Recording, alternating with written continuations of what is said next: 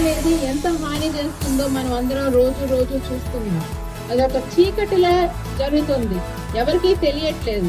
So మీ ఇళ్ల మధ్యలో, మీ వీధుల్లో మీరే పౌరులుగా ఉండి, మీరే పోలీసు వాళ్ళకి సంబంధించిన మనుషులుగా ఉండి, మీరు వాళ్ళకి విషయాల్ని అందిస్తే వాళ్ళు ముందుకొచ్చి డ్రగ్స్ నిర్మూలన అనేది సాధిస్తుంది. ఇది ఒక్కరి వల్ల జరిగేదైతే కాదు, ఇది అందరూ మీరు గుర్తు పెట్టుకోవాలి. అందరితో సమన్వయంతో అందరూ మూకమ్మడిగా మనం దీని మీద దాడి చేయాలి. అదే ఈ డ్రగ్స్ పైన దండయాత్ర ఈ రోజు మనకు పోలీస్ వాళ్ళు మనకు సహకారంతో మనల్ని ఇన్వాల్వ్ చేస్తూ, వాళ్ళే చెప్పడమే కాకుండా మనతో కూడా ఇన్వాల్వ్ చేయించి అందరినీ తీసుకొస్తున్నారు. ఇంకొకటి మరొక విషయం అందరికీ మనకు ప్రజల్లోకి వెళ్ళాలని కోరుకుంటున్నారు.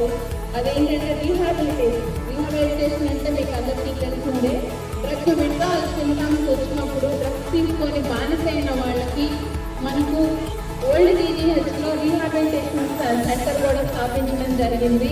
సో అందరూ మీ గ్రూప్లో, మీ వీధిలో మీకు తెలిసిన ఫ్రెండ్స్కి, మీ వాళ్ళకి అందరికీ ఇది తెలియజేయాల్సిందిగా కోరుతున్నాం. అలానే ఎల్లప్పుడూ మనకు 24/7 మనకు మన ACP గారు, CP గారు మనకు సహకారంగా ఉంటారు. కాబట్టి మీరెవ్వరూ భయపడ